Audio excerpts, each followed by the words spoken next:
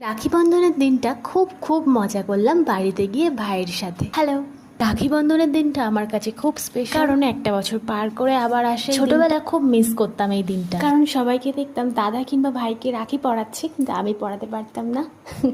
তো ভগবানের কাছে অনেকটা থ্যাঙ্কসফুল যে আমিও এই দিনটা আমার জীবনে উপভোগ করতে পারছি। অনেক অনেক থ্যাঙ্কস যে ভাইকে আমি আমার জীবনে পেয়েছি। সব থেকে ভালো লাগার জিনিসটা যে আমি ছোটবেলা থেকে যেটা মন খারাপ করতাম সেটা আমি করতে পারছি, আমি রাখি পরাতে পারছি। ভাই আমার থেকে অনেকটা ছোট, ওকে আমি ভীষণ ভালোবাসি। ভগবানের কাছে এইটাই প্রার্থনা, ও যেন সুস্থ থাকে, ভালো থাকে। তোমরা সবাই আমার ভাইকে আশীর্বাদ করো, ও যেন অনেক অনেক বড় হয়, জীবনে প্রতিষ্ঠিত হয়, মানুষের মতন মানুষ হয়, সারা জীবন যেন ভালো থাকে, ভালোভাবে কাটাতে পারে। রাখি বন্ধনের দিনটা একটা অন্যরকমই, যেটা আমাদের সম্পর্ককে মধুর করে তোলে আর দুটো সুতোর বন্ধনে আমাদের সম্পর্কটাকে আরো মজবুত করে রাখে। তো সকালবেলা উঠে সব কাজবাজ সেরে ও বাড়িতে যাব বলে একটু তাড়াহুড়ো করে সব কাজবাজ করে নিচ্ছিলাম। এখন অনেক কথা বলেছি, চলো এবার ছাদে আসলে আর নিচে নামতে ইচ্ছা করে না, অনেকটা টাইম ওখানেই চলে যায়। অনেক রকমের ফুল তুলেছি পুজোর জন্য, পুজোটা সেরে আসলে অনেকটা লেট হয়ে গেছিল, তাই সকালে টিফিনের জন্য বানিয়েছিলাম ডিম টোস্ট। খেয়ে দিয়ে সোজা রেডি হয়ে তারপর বেরিয়ে পড়লাম। তারপর বাড়িতে পৌঁছে গেলাম আর মাকে দেখি এদিকে গোপাল ভাইকে রাখি পরাচ্ছে। মাকে অনেক ছোটবেলা থেকে দেখি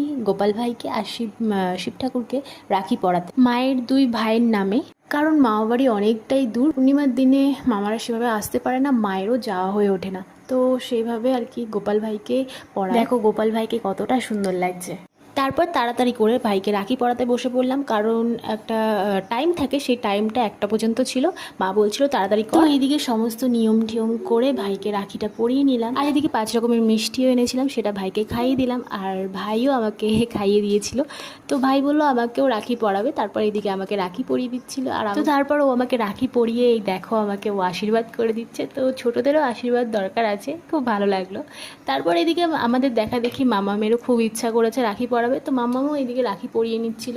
ও অনেক চেষ্টা করছিল গিট বাঁধার, তো এইদিকে ওর দিদুন একটু হেল্প করে দিতে চাচ্ছে, কিন্তু হেল্প নেবে না, ও একাই বাঁধ। তারপর বেঁধে নিল আর মামা এদিকে আশীর্বাদ করে দিল।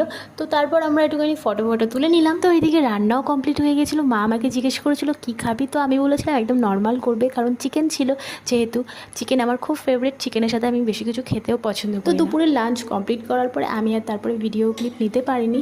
সন্ধ্যেবেলায় অনেক কিছু টিফিন হয়েছিল, বাট সেটা আমি আর ভিডিও করতে পারিনি।